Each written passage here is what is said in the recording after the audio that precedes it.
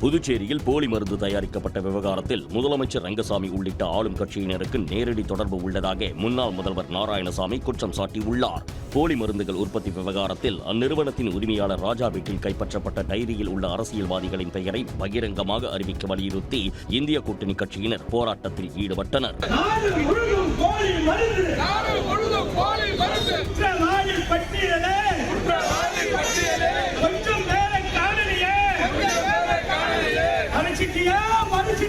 அவர் போய் கைது செய்யும் பொழுது இந்த வழக்கை சிபிஐக்கு மாத்திட்டான்.